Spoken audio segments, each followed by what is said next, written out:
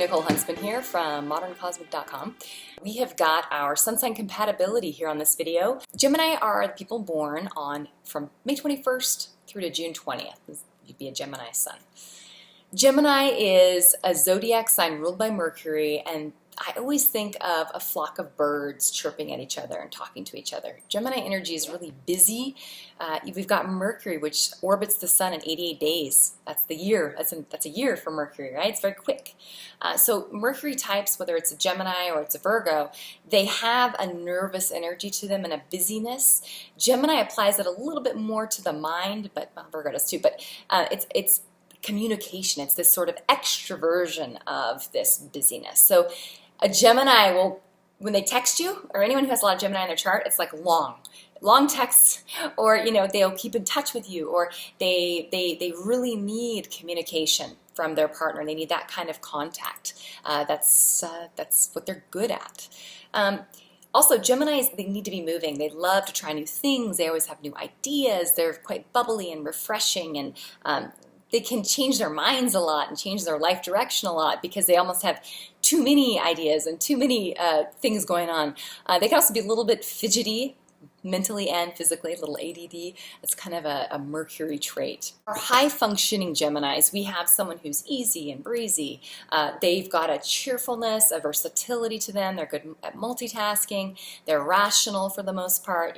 There are other things to look at in the chart that will suggest otherwise, but they're open to new experiences. They're spontaneous and fun, and they've got a good sense of humor, conversationalists. They're just kind of happy, happy-go-lucky. That's very Gemini. If you're pure Gemini, they don't wade too much in those deeper waters of deep emotion and existentialist feeling or thought. A low-functioning Gemini, on the low side, they can be overly loquacious, right? They can text you too much. They can maybe not recognize when it's time to just we don't have to be talking the whole time. We can sit in silence. Remember, you need to look at the person's moon sign, their Mercury, and other things in their chart and see where that sun is actually placed, which house it's placed in. That's going to adjust this because Gemini is mutable, so it's quite overridable by other signs that are in the birth chart, okay? But for the most part, they're talkative. And if they're not extroverted with their talkativeness, then it's happening inside of them, okay? So they're going to analyze everything, and they're going to have a lot going on inside of them. So it's almost like the quiet Gemini is the one you really need to worry about because there's even more going on inside of them than the one that's extroverting it. All right, they have an anxiety to them. They can be flirty, not really anything necessarily meant by it, but they are quite flirty with the opposite sex. It can be hard to pin down. They can have problems with commitment. They can have like a Peter Pan thing happening where they just want to be like a little kid for forever and they won't grow up and, like buckle down to the realities of life. So they can be a little bit childish in a different way than Aries. It's kind of like they just don't want to take things seriously. They want to be free to... It's almost even just they change their mind so much that they can't just stay focused on one path. Gemini in love. Geminis like things to be fresh, light, bubbly, like I've said, they're little butterflies flittering about from flower to flower. In love, they enjoy conversation. They have to have conversation. They have to have communication, whether it is verbal, whether it is written through text or letters, or sharing music with each other, or sharing poetry or things that have been read. They are always like talking to someone. True Gemini is quite talkative and social, and sometimes in romantic relationships, because they have this sweetness to them and this lightness and easiness, when they really fall in love with someone, they're not quite sure what to do with these feelings. It's kind of like, oh, geez, like it's bringing them, they're usually up in their headspace or this throat chakra area, right? This is where they operate. And it brings them down into the part of the body where there are no words. They can't put words on the feelings they're feeling. And that is really uncomfortable for someone who is used to and excels at putting words to things. So many times they run from commitment because they don't know what to do with it. They're like, what is this thing, okay? So in love, Geminis many times have a harder time with people who are perhaps more watery or more feelers, this kind of thing. They like to keep things light. And again, look at the other signs in the chart. Look at where that sun is placed to give you an indicator. If you've got someone who's got multiple planets and air signs, then that's what we're talking about. Gemini's expectations in love. So they need space, but they also need a lot of conversation and repartee and connection, which is a funny little thing, right? They just need space to know they can go and like wander off and do their little thing and then come back. They've learned some new things and you've got to learn some new things. You have new stuff to talk about, new things to enjoy together, okay? They like jokes. They have like a little naughty sense of humor. They love playing together. They don't like emotional mind games. They do not like passive aggression. The water signs rule that realm, okay? The water signs are like professional at passive aggression and emotional manipulation. Geminis are just going to be like, what are you doing? That doesn't work for me. And then they'll just flit off somewhere else, okay? You can't tie them down. If you try to tie them down, you are fighting a losing battle. So, okay. Also, they don't like feeling a sense that their partner's leaning on them for their emotional validation. You know, Gemini, they need a partner who is strong on their own, who, you know, doesn't need to be validated by them. You can't be clingy with a Gemini. That doesn't work for them.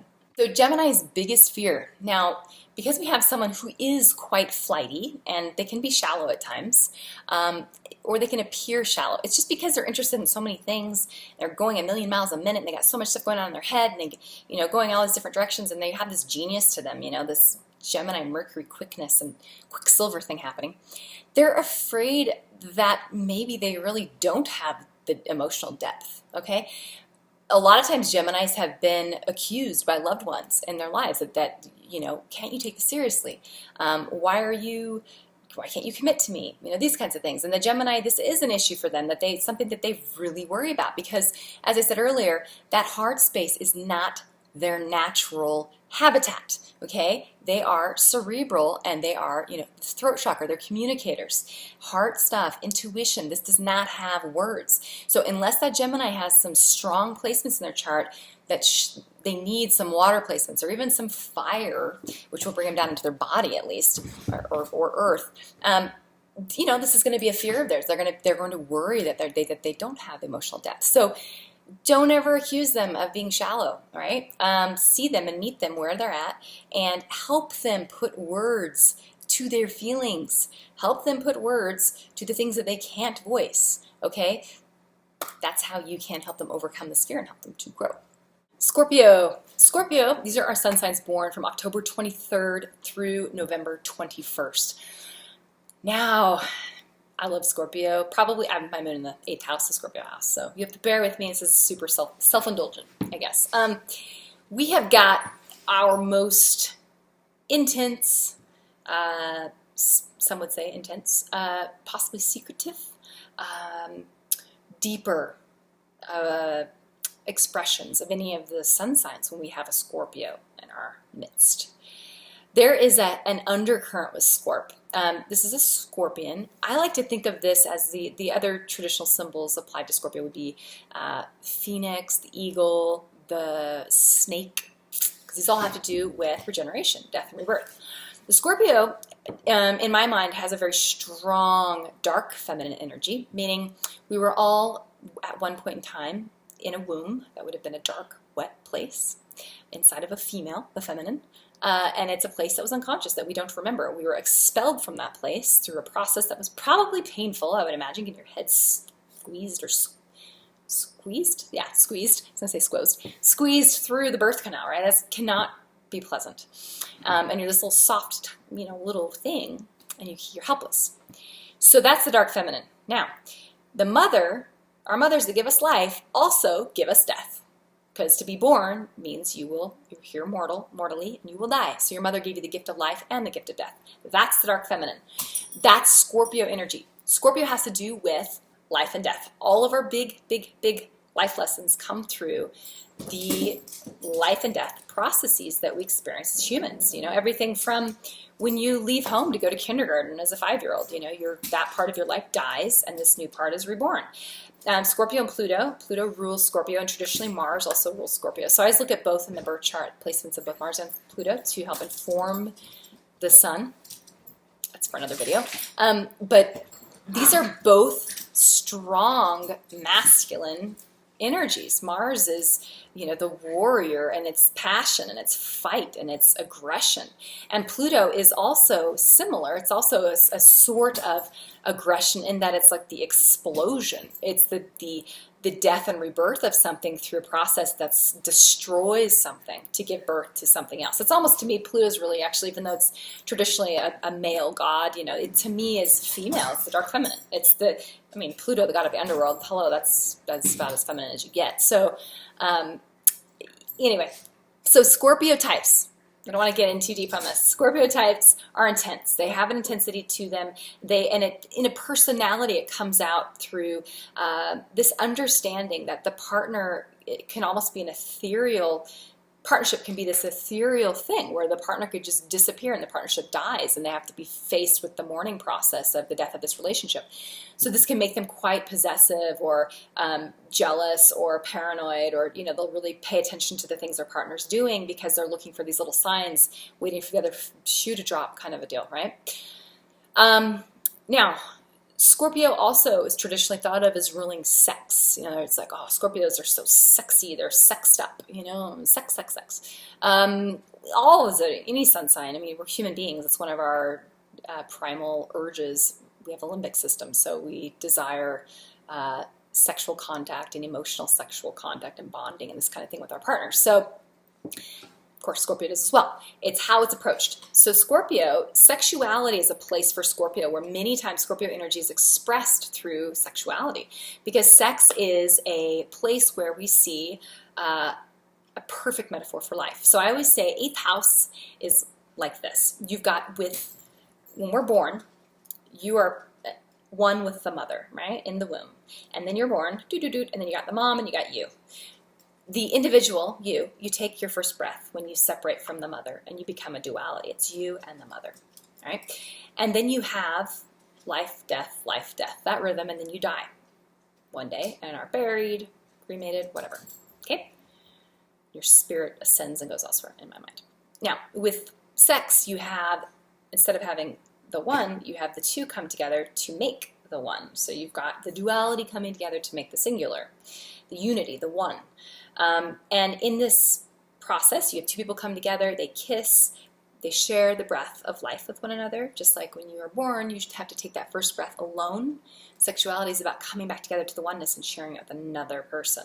That's Scorpio. That's 8th house. 8th house is all about sharing these intense bonds and contracts we have with other people. And this includes in business. That's why 8th house has to do with like loans and, money, child support. It's agreements and contracts that have been made that involve the exchange of resources, okay? Okay, so that's Scorpio. Scorpio, you've got someone who is focused, driven, determined. There is a strong, that Martian energy, which is quite masculine, it's the masculine energy, combined with the Plutonian energy, which is this ability to transform situations. They can see the psychological underpinnings in relationships between people, like in business. They can see patterns. They can know.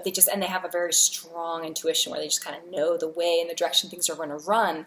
So they stick with that. But they're also they're good at keeping secrets, and they're good at keeping confidences with other humans. And they'll use that many times. They understand psychology, so they're good. They're good. We'll talk about this in a second. They can be manipulative. That's what I'm trying to say. But they really desire, what they desire is intimacy with their partner. They desire closeness. They desire that bond that is unbreakable, like a to the death bond. That's what they really want. So they can be kind of intense, and they can focus all of their energy on one person. That's quite Scorp. A lot of times Scorpios, they'll be in situations with unrequited love, because when they fall in love, they really fall in love, and they're sort of stuck there. Until someone else, I suppose, comes along, but they'll still harbor that, okay? So, and also they're very sensually expressive. They are good lovers. They are comfortable going places that are quite kinky that other people maybe aren't comfortable going into. Again, look at their moon and look at their Venus. That's going to tell you emotionally how they feel about that. But because a Scorpio is interested, as most of the water signs are, they're interested in pleasing the partner, they'll roll. Functioning Scorpio. Traditionally, Scorpios are known as being jealous. It's always, oh, Scorps are jealous, they're possessive, they're, yada, yada, yada. Yes, they are. But let's talk about why they are. like we said earlier, Scorpio is dealing with this deep understanding, this deep sort of unconscious knowing that once something's been born, including a relationship, it will one day die.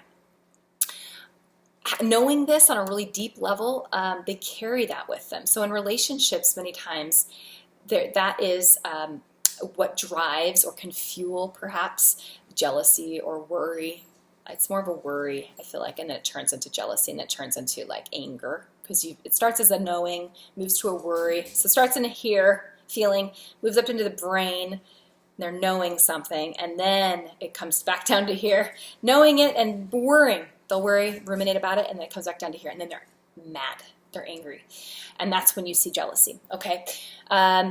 Because Scorps are pattern watchers. They're noticing. They notice, and they don't even know they're noticing because they're like ninjas, like they're ninja noticers. And then it will come out later in an eruption of jealousy, or them going through stalking your Facebook or something, stuff like that. It's also Scorpio moon, also someone who's got the moon in the 8th house. These things can happen. So or someone who's got Pluto conjunct the sun or the moon, they'll also have these similar characteristics. So they're intense emotionally. They can be temperamental. They can be... All the water signs can be kind of passive-aggressive. Scorp's less likely to be passive-aggressive unless it's someone they really love and they don't want to hurt the relationship. And so they're in this double bind where they want to say something like they normally would in a business situation. Normally they're very quite aggressive. But in an interpersonal situation, they're sensitive to the partner, but then they're also mad at themselves for not saying something. They get resentful, and then it becomes this passive-aggressive or silent treatment thing or control thing where they're trying to control the partner. So it can get a little messy. And the biggest issue the Scorpios have, all Scorps, they are so determined and focused on something, which is great, but they need to know when to let go and to stop, okay? I've got my second daughter, third child, she's Scorpio, and very Scorpio, and Libra everything else. Like all of her personal planets Libra, but Scorpio Sun. And she is very loving, but man, when she has her mindset on something, it's really hard to explain to her logically that no, you can't have that bag of popsicles right now. And she will sit and talk with you and try and convince you for 30 minutes that she should have that bag of popsicles. That's Scorpio, okay?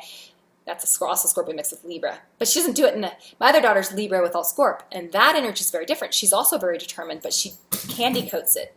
The Scorpio Sun isn't going to candy coat it. They're going to care a lot about their interpersonal relationships with that a lot of Libra stuff, but the Scorpio on the outside makes them more aggressive and more, like in your face with it, okay? And not quitting. They're like a pit bull. They don't let go. Even a really sweet Scorpio, when they want something, they're very determined, okay? So Scorpio in love, as we've been discussing, they're intense and focused. This definitely applies to their love relationships. They can be obsessive. They can, many times, this is common with the Scorp, when they fall for someone, they can have this unrequited love thing I was talking about. They fall really deeply very quickly. Actually, not quickly.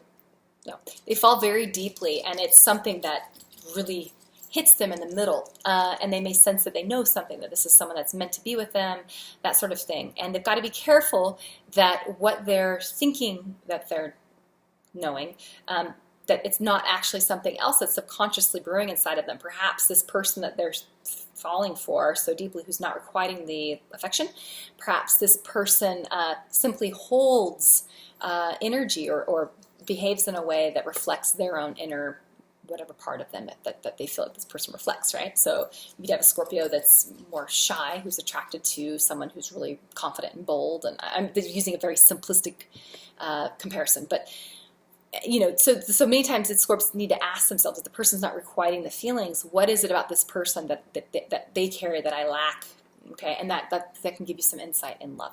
But that being said, side note, Scorpios in love, they have an intense sense that they should be in this partnership. If they're going to be in a partnership, they need to feel like this is meant to be, okay? Because there's a fated quality. There's this, it needs to have the sense that it's this contract they've made with one another and they're meant to be together. Also, very important to note, Scorpios, they are extreme. They want it all or they want nothing. They have a really hard time with the gray area in between. They'll walk it for a while if they love someone, but they're going to be really at least on the inside, pissed off that they're having to operate in this place where they're in this gray area that's meaningless to them. They want either all of it or none of it. Like, what's this gray area? What is this? This is not even anything. It's fake, okay? They're authentic to the extreme. So Scorpio expectations in love. Let's think of the myth of Pluto. right? He took Persephone away down to the underworld. He took everything. Like Scorpio wants everything. They want true love. They want body, heart, soul, mind. They want you, if they want the thing, all of it. And there's a possessive quality to Scorpio. Even if you've got a Scorp I know a Scorpio, I dated one who's got Uranus conjunct his Scorpio sun. Okay, so we've got this freedom-loving energy conjunct a Scorpio sun sign. So expressed for him, he was someone who had multiple, people he was seeing. But I would say he was quite directed, and he needed to be in a role where he was kind of in charge. Would be sort of the Scorpio. He had to have that self-possession. And if he knew that you were seeing other people, he wouldn't really, he'd see you, but he wouldn't open himself up at all. It was all inward inside of him. So they will give you everything, and they expect everything in return. They won't give you anything until they think they're going to get everything, kind of a deal too, So they expect it all. They're an extreme sign. Scorpio's biggest fear, when you have a sun sign, a zodiac sign, a personality, that is one of extremes. It's all or nothing. It's intense, and there's a focus there. They can focus that intensity and shine it like a laser on one person. Their fear is that they understand that they're deep. They understand that they're intense and that they're a lot. And their fear is that it's not going to be reciprocated, and that it's maybe not even possible for it to be reciprocated.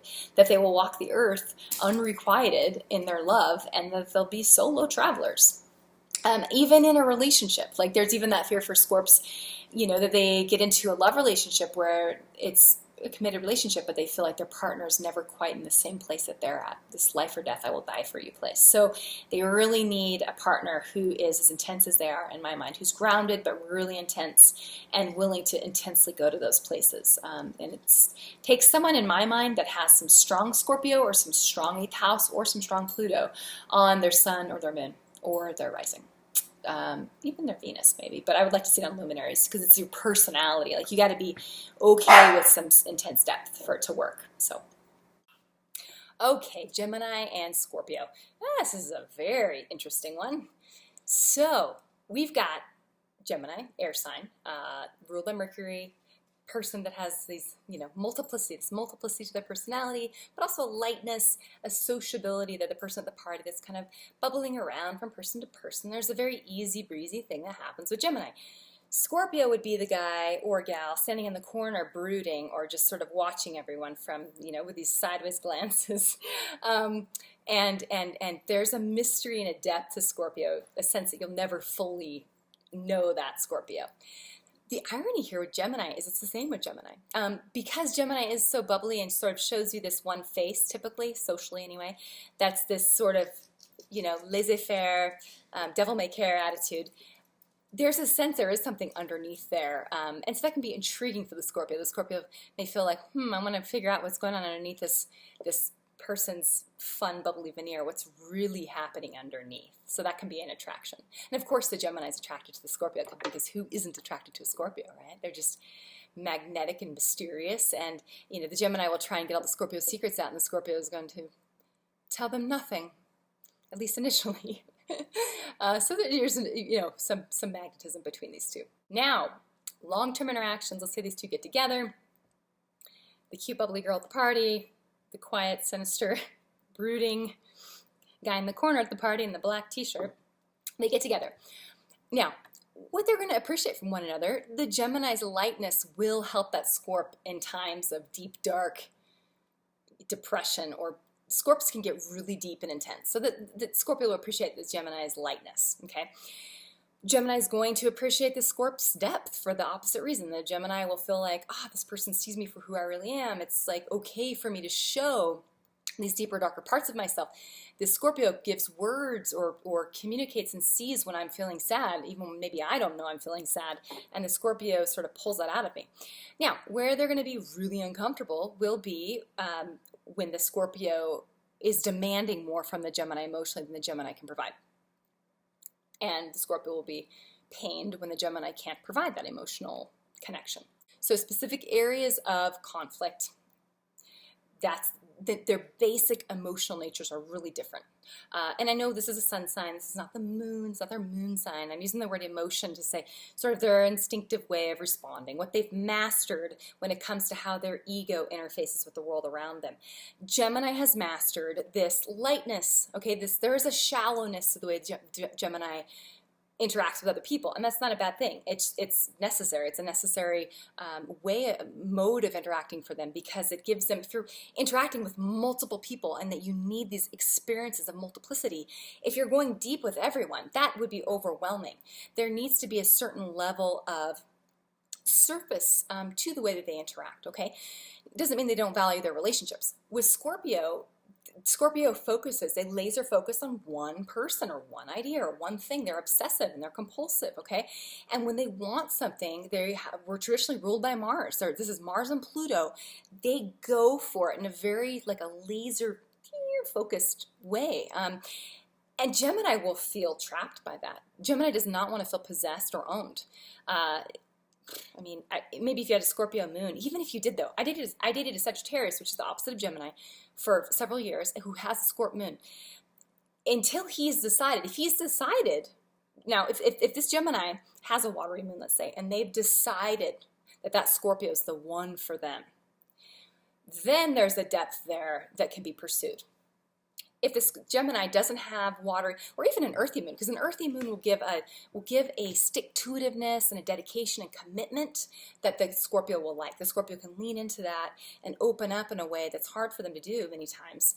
And they'll feel like they're going to be safe, that this person's not emotionally going to freak out on them, that this person's emotionally steady. So look at the moons. It's really important with this pairing, because the suns are not naturally compatible, okay? So yeah, this conflict is definitely going to be in the realm of kind of emotion. It's this desire and this need for multiple experiences on Gemini's part or behalf. Gemini's behalf. Words sound weird to me right now. And then Scorpio's need for the singular relationship that's like their everything, that they can own and possess, and it's their thing. Scorpio focuses. So if you've got someone, if the Gemini's moon is in something watery or earthy, or in a water or earth house, then that's going to be more compatible with that Scorp. That one I would feel like, okay, that might be able to work. Or if the Scorpio has, let's say, some air on their moon, or in an air or a fiery house even, maybe, that can maybe work. Other people, you know, just like with any of this, I don't even know why I did this other people thing on these videos, but like once you start something, I feel like I have to finish it. It's my sun in the second house, the Taurus house, I guess, and moon in the Scorpio house. Anyway, so other people may see this relationship as not compatible, okay? But again, I don't believe in determining compatibility purely off of sun signs. My whole purpose in making these videos is to say, look, on the exterior, this part of you that first initially meets, those two egos coming together, this is how it's going to kind of work, okay? So other people may not think this is a workable relationship, and perhaps it's not. If you don't have moons that are happy, or Venuses that are happy, or just your house overlays and all of your inner aspects, I mean, then this is not going to help, you know? But if you've got other things in the chart that are flowing and are in good synastry with one another, then you can make these two incompatible suns work. So screw what other people think. If you're in love with each other, then go for it.